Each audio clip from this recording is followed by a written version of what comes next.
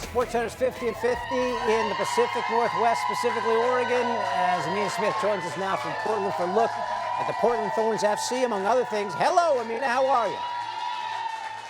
Hey, David, I wish I could tell you that I heard anything that you said, but I literally heard nothing that you said. But we're on day 44 of 50 states in 50 days. That lands us right here in Oregon. And the NWSL draws a heck of a crowd here in Portland. To the tune of about 25,000 fans, the Seattle Reign and the Portland Thorns, they went head-to-head this afternoon in their rivalry matchup, and it was a good one. And lucky for us, we got an all-access pass from their midfielder, Olivia Moultrie, on how she gets ready for game day. There is obviously a hatred between Seattle and Portland, so you're going to feel that today when you're in the stadium. We have a lot of new girls on the team, though, so I'm excited for them to be able to experience that at home at Providence Park. They're talking about it being a sellout, maybe 25,000 plus, so it's going to be a great game. Thank you so much. Yeah, of course, no problem. Good luck, guys. Thank you.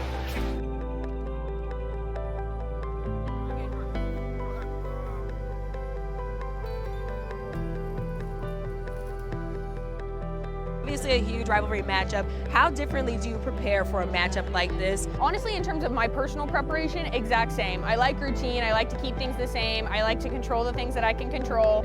But in terms of kind of that little added mental piece of like, you kind of know you're going to war today, I've been prepping that all week, so that's like maybe only the little difference, but yeah, I'm really excited for the game today. Okay, so I'm gonna let you go get all the vibes, go warm up, and good luck for the match Perfect, today. thanks so much. No problem.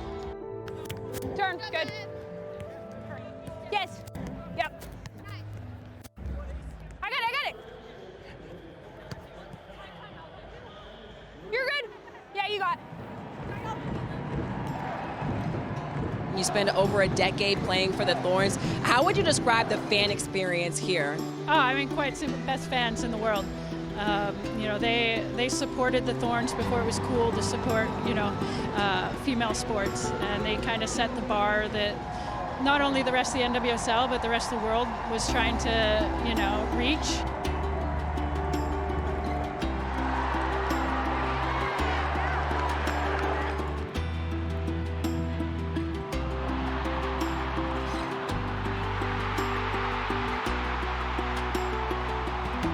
The visibility of women's sports has really taken off over the last several years. Just how different is it right now? We've seen tremendous momentum. At that time, we talked about how it was a moment in women's sports, and I was like, no, this is a movement.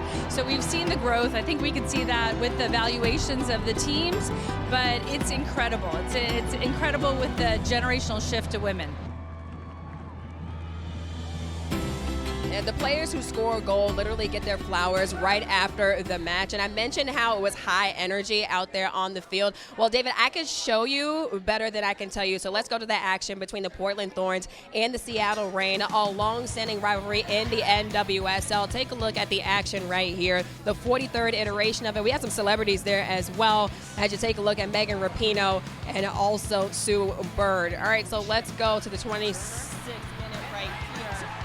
And then you have Raina Reyes shoots it to the left, but Jessie Fleming kicks it. Raylan Turner volleys and scores right there. Thorns would lead 2-1 at the half. 55th minute. Olivia Moultrie loses a defender, but her shot is deflected. Reyes heads it off the deflection, and it's in. Thorns are in full control. They're up 3-1. Olivia's fired up. 64th minute. Madison Curry crosses it to Jess Fishlock, who scores off the driving header. Reign down 3-2. 1 minute later, Pietra Torton handles through the ball and finishes. Thorns would win it 4-2. I caught it with Olivia after the game. Take a listen. You guys are really evenly matched, the Reign and the Thorns, 16, 16, and 10 when you talk about it coming into this matchup. I mean, how would you describe just, the talent on both ends of the field? Yeah, I think the NWSL in general is just growing, and obviously, been rivals for a long time. It feels like both teams are always striving to be better, right? Gathering a bunch of talent, and I do think both teams are just very good teams. But yeah, I feel like kind of our home and our energy and just being able to grit it out, I think that kind of gave us the edge today. But yeah, I'm really proud of my teammates. It was a great game. And a little bit of playoff implications as well with this matchup. How are you guys looking in terms of down the line in the season? Yeah, I mean, at the end of the day, if I'm not on a team where my teammates believe we can win a championship, then I'm not in the right place. place. And I think that we are all on the same page of like, let's finish as high as we can. Let's get a home playoff game and like, let's go freaking try to win a championship. And we think we're capable of that. So yeah, we're just trying to build towards that. And look, we're here obviously for 50 states in 50 days celebrating Oregon. What makes Oregon so special to you? Honestly, I love the Pacific Northwest. The weather is perfect, like the nature, everything. It's just a really special place to be. I feel like people don't appreciate it until they're here and they're like, oh my gosh, Oregon's so nice. And I'm like, I've been trying to tell you. And then when you add a situation like this, the Thorns and the Riveters and this fan base, like, yeah, it's honestly the perfect place to be. Back here with the founder and CEO of the Sports Bra, Jenny Nguyen. And Jenny, we spoke about a year ago right here in this bar. And for people at home who don't know what the Sports Bra is, how would you describe it to them? Oh my gosh, it's a sports bar 100% dedicated to girls and women in sports and the community. And I know we talked about expansion and doing other things around the country. How much has the concept of your bar grown around the U.S.? I mean, unbelievably. So we're franchising out, but prior to us even opening, there's been a dozen, more than 24 coming up that are independently owned and operated and opening all over the world even. But we are so excited. Last month we announced that we're franchising out to 4 different cities, and we could not be more proud of kind of the door that we've opened for the community to have spaces like this to celebrate women's sports. And when you first thought about this idea, well, first just tell us how this idea came to be, and then we'll get into the deeper story there. You bet. So I was born and raised here in Portland, and from a very young age, I've loved women's sports, particularly basketball. But coming up through here, like I saw people showing up for University of Portland soccer games as a kid, and then when the ABL came, I saw thousands of people show up for that. And when the Portland Fire came the first time around about 25 years ago, I saw thousands of people show up for that. And so as I got older, I loved to continue to watch and support women's sports, and it felt like, those sports bars that I was going to really didn't fit the bill and also wasn't playing those women's teams that I was really following. And so one day I just was like, I wonder what it would be like if we opened our own place. And I did a little research. Turns out there weren't any places like that. And so I felt like Portland was very welcoming for that community. And I was like, I think that it could work here. And before we even opened the doors, it felt like people from all over chimed in and they were like, we need this in our communities. So it's been such a pleasant surprise to see the movement growing and the support for women's sports just booming. And from the first time you had that thought to where you guys are today, how surprised are you about how much this movement has grown? A part of me is just like so shocked that so we've been open 3.5 years. The difference between 2022 and what's happening right now. But then another part of me is just like women's sports has been great for decades, right? And fandom has been there for decades. And when you give it sunlight and water and air, of course it's going to blow up, right? And so now we're just starting to see that. And so I just see the trajectory just going skyrocket. Okay, we were just in here watching the Sparks play. Can you just describe to people at home just how crazy it gets in here when you're playing these games on the TVs? Well, I mean, one, it's super crazy and super packed, and the vibes are legit. But there is this camaraderie around women's sports that I haven't felt anywhere else except for in these spaces. Whether or not these are competitors sitting at the same table or everyone here to root for one team, there is a vibe that is really real. But today it's incredibly particularly special because it's about 1,000 degrees in here. It's about 100 degrees here in Portland. We're not used to this. So to have heat on top of, all the action that's happening on TV, it is legit a vibe up in here, yeah. No, definitely 100 degrees outside and maybe close to 100 degrees in here. But you know what? It's a hot girl summer, so we're here just sleeping. And Jenny, before we go and before you give me my icy, because I know I definitely need that, where do you want to see the sports bra go in the future? The sports bra has exceeded my wildest dreams already. And so the more we can create impact, the more we can create fandom and just inspire not only generations to come, but to show the fans and the athletes from decades long ago that they have deserved this attention, they've deserved this love, this vibe, this hype for as long as they've been playing, and that it's happening right now.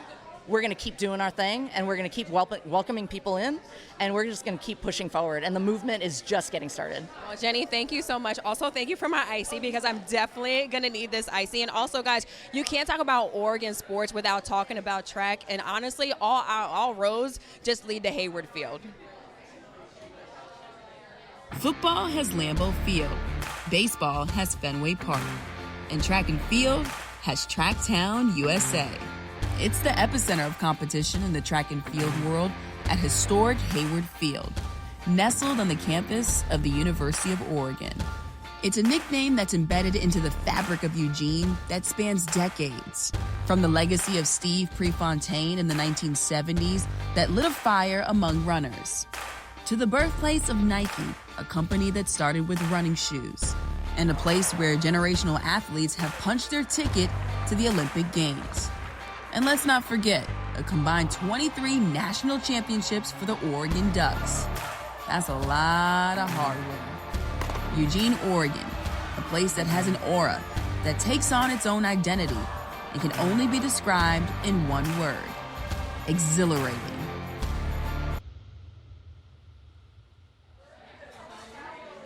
Back here in Oregon, where there's plenty of buzz about a new team coming to town, the WNBA expansion team, the Portland Fire, and everyone's excited. It's kind of a rebirth of sorts. The Portland Fire, they were here from 2000 to 2002, and Portland, they are ready to dive back in. They've got the logo here, the colors have dropped, everyone is super excited. They'll be going up against the best teams in the WNBA, and speaking of the best teams in the WNBA, they were in action this afternoon. Let's take it to the highlights right now. The Lynx and the Liberty going head-to-head earlier this afternoon, and take a look at it right here. It's a rematch of the 2024 WNBA Finals. McBride with the beautiful crossover makes the bucket and draws the foul. McBride gets by Ionescu so easily for the bucket. Lynx down by 2 after the free throw. Then 2 minutes later, Jonquel Jones finds Natasha Cloud for the 3. Liberty lead by 4. 3 minutes to play in the quarter. Dejanay Carrington, the new pickup. She can do this. Gets the 3 to go. Lynx take the lead by 2. Less than a minute later, Carrington again from the wing. The 3, it's good. Carrington ended with 15 off of the bench. Less than a minute left in the third. Natisha Heidman with the handles. Puts up another Lynx 3, and the Lynx lead by 9 through 3. So let's take it to the fourth quarter. McBride, you get a 3, you get a 3, and you get a 3. That's McBride. Ended the game with a game high at 18. Lynx up 69-57. A minute later, same score. Ionescu finds Maureen Johannes, who drills the 3. Liberty trail by 9. Liberty here with the turnover. Amina Smith takes it all the way, finds Heidman for an easy layup. Lynx win it 83-71. Now let's take a look at the other action here. Dream visiting Alyssa Thomas and the Mercury. Mercury trailed by as many as 17 points in this one, but they would fight back. Under 3 minutes to go in the half. Satu Sabli knocks down the triple. Mercury down by 9. A minute to go in the half. Thomas with the midi. It's still good. Mercury going a 15-3 run to cut the lead, 39-34 at the half. So let's take it to the fourth quarter. Dream up by 5. Alicia Gray takes it inside, finishes through contact for the and 1. Dream extend the lead by 8. Mid-fourth quarter, Ryan Howard, she gets called here for foul. Tries to get over the screen. She disagrees with the call. You can see the emotion right there. Howard gets called for the tech, but she continues to argue with the ref and is ejected after receiving a second technical foul. Howard ejected in her first game back from injury since July 11th. Under 5 minutes to go in the fourth. Gray finds Brianna Jones, who drills the 3. Dream take the lead right there, and Gray drives inside and finishes the layup. Gray with a team high 17 points, and the Dream win is 74-66. David, everyone's so excited here in Portland about the WNBA expansion team, the Portland Fire. And I mean, you can just tell, David, that they love sports here. It doesn't matter what it is, whether it's soccer, whether it's track, whether it's basketball, they're just absolutely ready for it. Fire is an appropriate term you're using there, because I know it's been brutally hot where you are in Portland and the AC's on the fritz, and yet you soldier on, Amina. Well done. Look, when I tell you this is not me glowing, this is just sweat, David. This is just sweat at this point. I assumed as much. Thank you, Amina.